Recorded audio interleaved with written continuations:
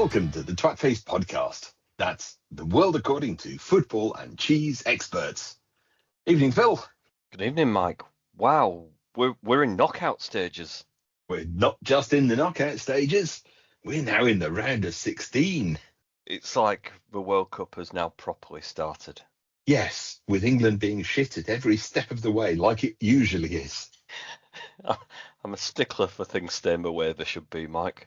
Yeah, at least there's no surprises with the England team. We're terrible and we're good at being terrible.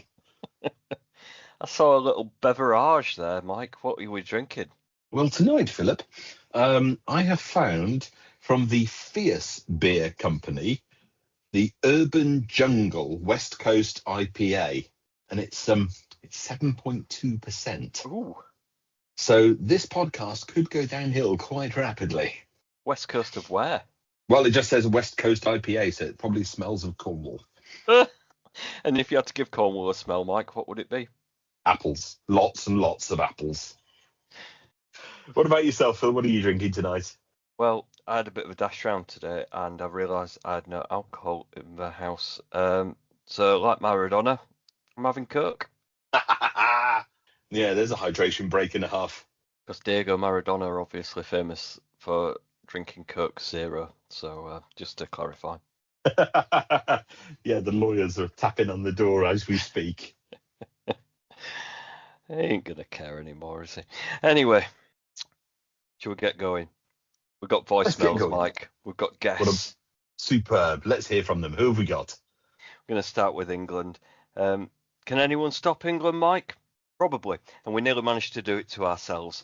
England are into the last 16, but if anyone was expecting a serene stroll past DR Congo, or as Mike dubbed them, Dr. Congo, they were watching the wrong team. An early setback, plenty of nervous moments, and then just when it felt like extra time was looming, up stepped Harry Kane. Again, it wasn't a performance for the coaching manuals, but the tournament football has a habit of rewarding teams who simply refuse to go home. England survive and advance, and the debate over whether they're contenders or just getting away with it rolls on. Here's someone who watched every minute of it unfold. Hi guys, Ian from KSS United. Long time, no voice, no. So, England fan. Don't know what I've done to deserve that, to be fair. Unfortunately, had to watch the game at work, but they were kind enough to let us watch the game if we stay on later, which I feel is a bit unfair, but here we are. Atmosphere was dreadful because we were absolutely rubbish. No end products, no link up, no pressing. Like it was depressing. But I've got no optimism for this England squad after seeing the team that was taken out there. And after the result, I'm probably feeling scared of playing Mexico now because I think they're better than Congo. My favourite moment was when Madueke got substituted. How he stayed on the pitch that long is beyond me. So my hopes are, because I have no expectations, we somehow managed to win the World Cup.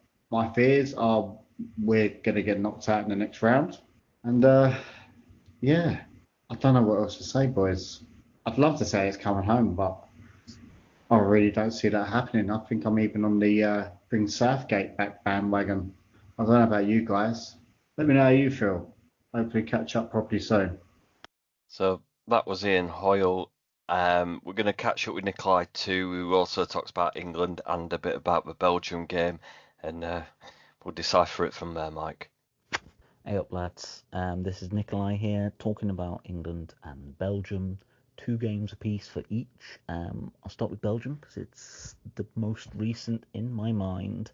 I didn't get to watch the Belgium-New Zealand game because it was on at 4 a.m. and that is too much, at least for group games. Maybe if it got to like the quarterfinals, I'd probably try and do that.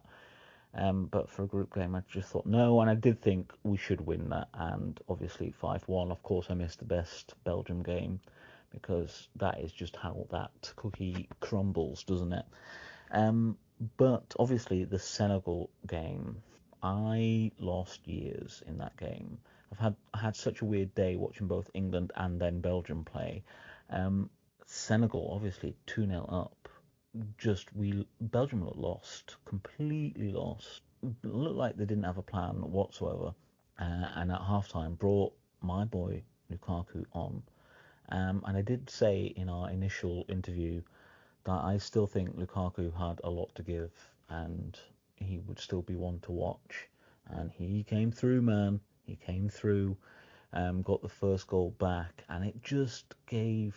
I mean, before that there was a little bit, and actually Garcia, the manager, I think did quite a bold subbing strategy, taking like De Bruyne off, and he was getting sort of a lot of comments about it, but it did seem to work out in the end. You know, the sort of kept pushing, and Lukaku goal really did it. And then obviously Tielemans just with an equaliser, which was amazing. I literally couldn't believe it because it was like, I don't know, 3 minutes after Lukaku's goal, like absolute insanity. And then obviously the penalty that happened. I mean, I felt initially a little bit bad for Senegal, although then they did all the penalty nonsense, and my goodwill towards them dwindled quite rapidly with all of that.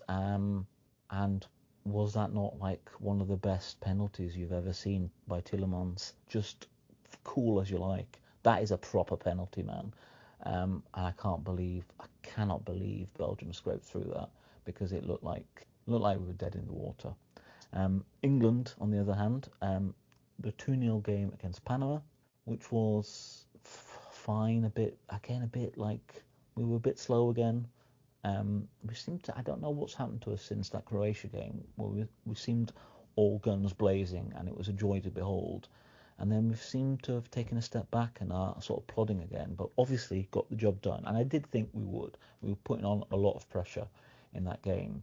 But the game against Dr. Congo, DR Congo, they did really well. And an early goal that completely stunned us, just completely stunned us. And you could see we looked shocked. The defence was our defence, man. Our defence, wow. What are we doing? And I would say the goal wasn't Jed Spencer's fault, but I still can't say I'm his biggest fan.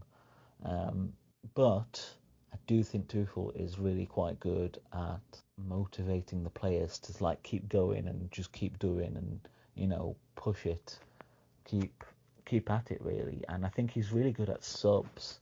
The subs that he brings on really do help. And obviously Golden ended up with 2 assists. The Kane goals were just. I mean, once we got that initial Kane goal, I did think we would go on to win it. And obviously, that second Kane goal is just a thing of beauty, man. I just don't know how he did that, how he generated that power in that angle. Like, it was just phenomenal. So there you go. I've now got, I think, 2 1 a.m. games back to back with both England and Belgium. So that's going to be rough. That will be rough. So I'll speak to you soon, I hope. Sounds like Nikolai's on the night shifts then. Absolutely. We'll just talk about England first. Listening to those two, it feels like there are plenty of England supporters who are relieved rather than convinced, Mike. England are through, but the performance left a lot of questions unanswered. Harry Kane once again delivered when it mattered most, and that Anthony Gordon back heel was quite cheeky, really, wasn't it? Mike, we've escaped. Well, yeah. I mean, it felt like we were escaping from the group stages, even though we got through top of the group. And it felt like we escaped from that game as well. I mean, is it Tuchel that we've got at the helm, or is it Harry Houdini? Because I'm not sure where this is all coming from. I know what Ian thinks about Madueke, but I think he might have been a little bit harsh on him there, because during the group stages, his main role is to get the ball and run at the defence and sort of tear apart that side of their field and then drop a ball into the box. Now, he's been doing that all season, been doing it quite effectively. And then he started doing it obviously was brilliant against Croatia. But you've also got two people on that particular role that are both very, very good at it. And for whatever reason, I mean, he did one or two decent runs and he worked out who he could get round and he started going. And he even took the ball, almost walked it into the goal at one point. You know, he got that far. But it's about delivering the ball in and then getting the end product. That seems to be where we're falling over. A lot of crosses, Mike. Yeah, but not necessarily accurate ones either. Yeah, we're not bothered if we find it, if anyone's in box or if we find anyone, but we will cross it. Yeah, and that's it. We seem to be more comfortable with the dead ball situation, but that's not taking anything away from that second Kane goal, which was just sublime. I mean, he's been doing that all season long for Bayern Munich, and to now see him actually do that with an England shirt on, that's like, thank God he's turned up. Oh, absolutely. Breaking all the records as he goes as well. Spence was poor. Yeah, he was poor, and I think we might pay for Tuchel's squad selection with our defenders, because he can only go with what he's got now, but what he's got, it's not great, is it? Yeah, there's times when we've been pedestrian at best, and we can't do that if we want to win the tournament. We need to be more than just pedestrian. So I'm hoping as we progress, people will start to sparkle. I'm hoping that they'll start to sort of relax into it and actually play to the level of talent that they're capable of. So, but we'll have to wait and see. What scares me is Mexico have only lost twice in living memory at the Estadio Azteca. It's very high, apparently. We should have had 2 weeks of altitude training before we got there, apparently. It's a big home advantage. Yeah, it's something like 3,200 feet above sea level, which, just to put that into perspective, is about a third of the way to the local Wetherspoons toilets. Me and Mike famously played at the Stadio Azteca as well. Okay, we're at goals at Leeds, but... the photographic evidence, there's actually a step up as you walk onto that artificial pitch, just to get you into the mood for it. Oh, dear. So are you getting up at 1 a.m. for that one, Mike? Getting up or not going to bed? Not sure yet. That's a debate, isn't it, when you're over 30? Because I think if I were like 20s, 30, I'd just stay up. I think I'm going to have a power nap. Oh, and that's probably it. So have a pint around about 6 p.m. just to get yourself a little bit drowsy. Get your head down at 8 o'clock. See if you can get sleeping through till about 12:30. Yeah, that's probably the way to do it. And Belgium, remember when Belgium finished? Well, Belgium didn't either. They've quietly become the story of the knockout stage. 2 goals down against Senegal, looking like they were going out, and managed to turn it round to win 3-2 after extra time. Wasn't pretty at times, but it was compelling viewing for the neutral. I know Nikolai probably did not enjoy himself, but it were amazing, really. But especially that penalty, it was like a perfect penalty. It's one of them games that you'll always remember. You'll think of this tournament and you'll remember that game. I guess Belgium will now believe that they can beat anyone. Yeah, and I mean, one thing that I keep saying is that we're now looking at the very best that each of these countries has to offer, and there is an immense amount of talent out there. So the winners are going to be the ones that can bring all of that talent to bear for that 90 minutes and just make it absolutely sparkle. So Belgium have managed to get themselves through to this stage, and beyond, other people are going to have to step up their game. You know, Mexico haven't conceded yet in this tournament. That's a worry. USA scrappy. I think we'll get onto them in a few minutes. But funnily enough, for Nikolai as well, in particular, England play one of the hosts, Mexico. Belgium play the other host, United States. And Canada and Scotland are both watching from the sidelines. And we'll get onto that shortly. We'll have a little break from the analysis, Mike, because do you remember the small matter of Jan Valery? Oh, poor old Jan Valery. Didn't get very far in the tournament, did he? He didn't, but we have one more Jan Valery watch. Jan Valery watch. Tunisia's World Cup came to a disappointing end with 3 defeats from 3, signing off with a 3-1 loss to the Netherlands after an earlier heavy defeat to Japan and Sweden. It was a tough tournament for the Eagles of Carthage, who finish bottom of Group F with that point. As for our man Jan Valery, he completed the full 90 minutes again, meaning he played a lot of minutes in Tunisia's World Cup campaign, but there wasn't much joy going forward. But he kept plugging away despite difficult circumstances. Not the ending Tunisia wanted, but a World Cup under his belt, and most importantly, Jan Valery watch will return. Or maybe it won't. We'll see. Signing off. Jan. I just really wanted to do the jingle, Mike. Hang on though, because obviously Jan Valery, he's got his Sheffield Wednesday links there. Somebody came up with a fascinating fact earlier today that they regaled me with. I think now is probably a good time to broadcast it to the nation. Well, yeah, we might give them a game away there, but do you know the last English team who won at the Estadio Azteca, Mike? Why don't you tell everybody, Phil? Sheffield Wednesday won 4-1, beating Toluca in 1967. The last English team to win there. The last English team to win at the Stadio. Wow. Nearly 60 years. Yeah. 60 years of hurt. There's a lot of hills in Sheffield, though, so probably acclimatised most of the lads to playing up there, didn't it? Yeah, pushing their bikes up and down the hills. Delivering bread. Like a Hovis advert, isn't it? The 7 hills of Rome and the 7 hills of Sheffield. Exactly that. Right then, let's get to the hosts. The United States continue to do what good tournament teams often do. They keep finding a way to push forward. Against Bosnia and Herzegovina, they lost a man. They had to dig in for long periods and still emerged with a 2-0 win.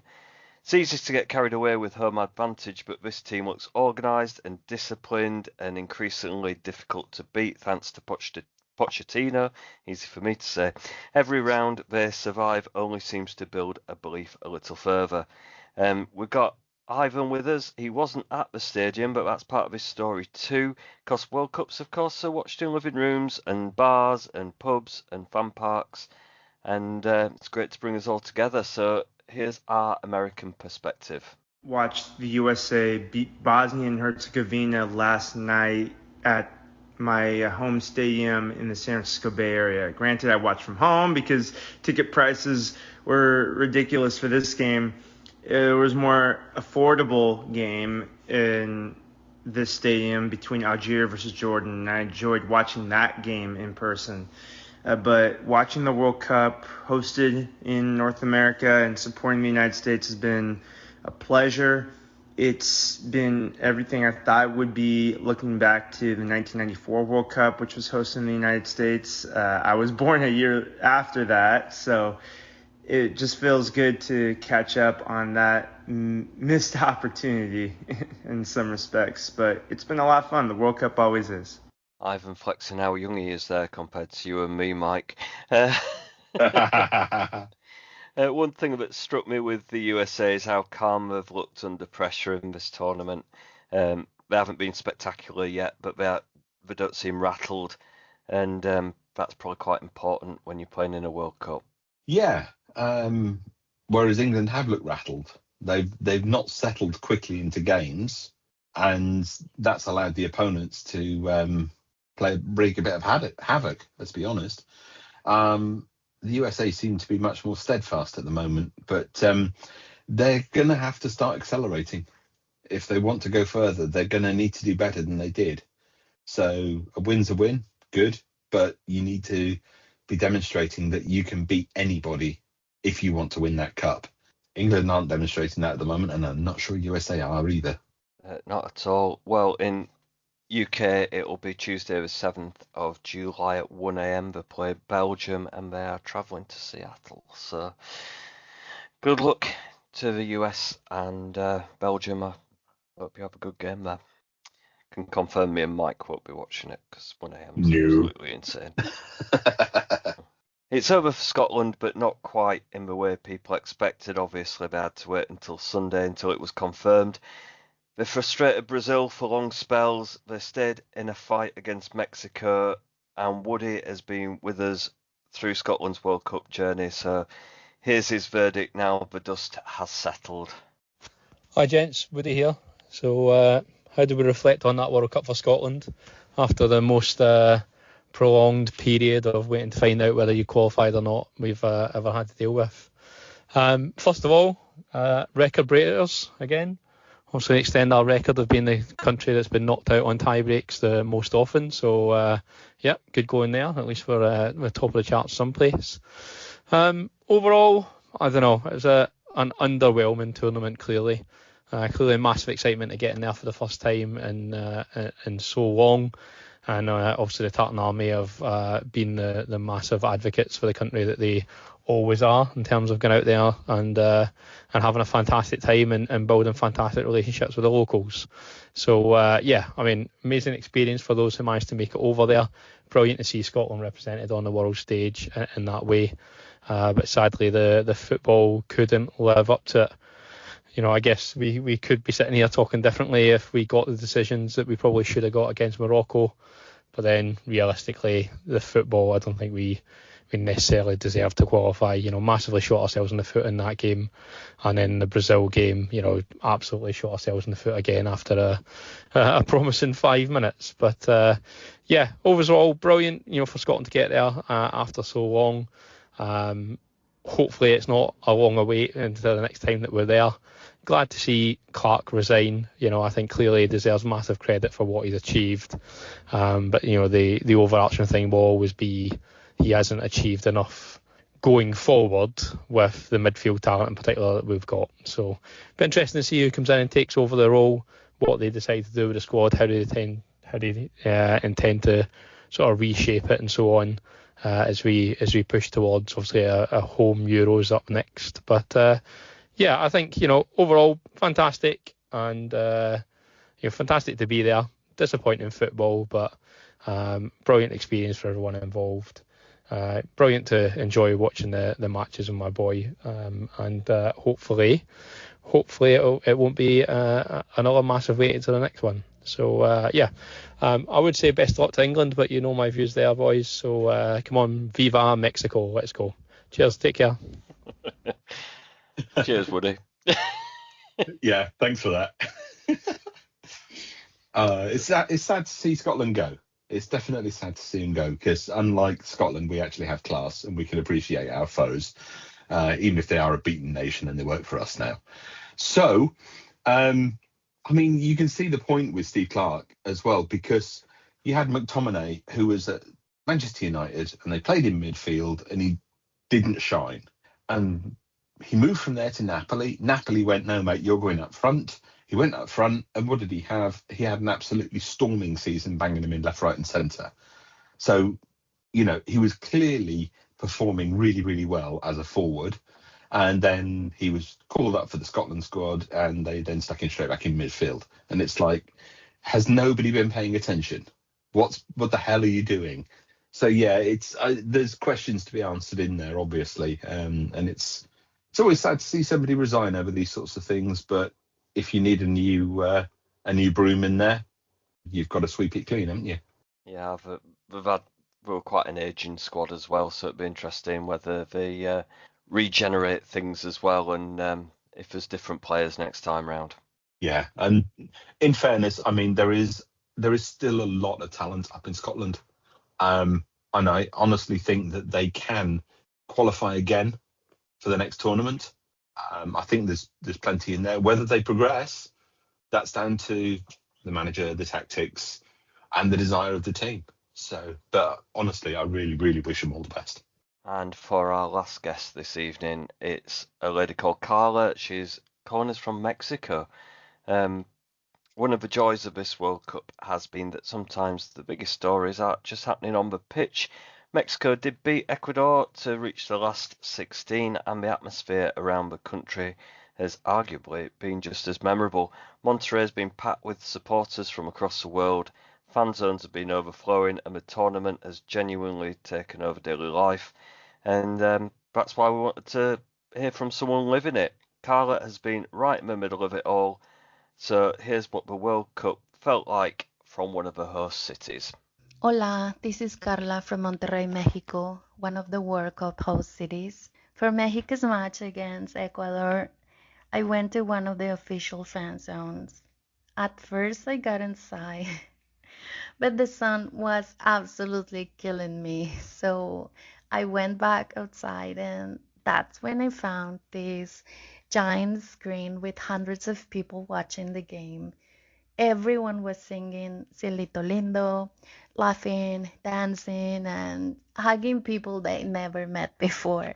Every now and then, someone will start shouting, Quiere volar, and suddenly some random guy was flying over everyone's heads. Every time Mexico attacked, everyone went crazy, and every goal meant beer everywhere. Then came the last few minutes of the game. We were shouting, Come on, referee, just ended already. And when the final whistle finally came, the noise was unbelievable. Everyone was jumping, shouting, Si se pudo, and I could actually feel the ground shaking beneath my feet. Mm, Getting out of the fan zone was another experience because tens of thousands of us were living together. Instead of everyone rushing home, we just kept celebrating. We were still singing, cars keep driving past, honking their horns, people waving flags from their windows, and it honestly felt like the whole city had become one giant party. That is absolutely fabulous. I mean, the South American passion for football is legendary, but to get the first-hand uh, view on it like that, brilliant. Absolutely love that. Felt like I were there. That's why I love asking for these voice notes. The football's one thing, but finding out what it's actually like to be at a World Cup and in the host cities, it's really, really good. Good chance that she'll be celebrating hard on Monday as well. Well, that's another story. We'll wait and find out on that one. But a huge thanks to Carla for sharing that. English isn't her first language either, so she was a little bit nervous about recording the voice notes. So thank you very much. Flawless, absolutely flawless. Well, Mike, any other business before we continue then our World Cup journey? Well, there was one thing as well, because I've been watching football over the course of the season, and there's a player called Ndogi. I don't know if you're aware of him. And there's, as soon as you hear his name, no matter what context, you always think, how much is Ndogi in the window? And I did wonder, actually, are there any other dogs in the World Cup? Because Ndogi isn't there, he's not playing. And the reason I thought that is because, of course, I was watching the France game and they were talking about Bradley Barcola. So are there any other dog-related ones? And in fairness, there were a lot fewer than I thought. So I did have to go digging for them. Canada's goalkeeper, of course, is the Great Dane St. Clair. And England up front, we've got Harry Kane 9. So, anyway. Mike, I feel like you're asking for an Animal 11 coming up. Well, I know that if we expanded it to allow it to be more than just dogs, we might actually be onto a winner there. Might get a team, might we? Something we might push that out on Instagram next week. Why not? Yeah, let's get an Animal 11 from around the world. Well, Mike, we'll enjoy still being at the World Cup. Next time we speak, who knows? But until then, thank you for joining me. Thank you for everyone who sent a voice note. We'll see you again very soon. Bye. Bye, Mike.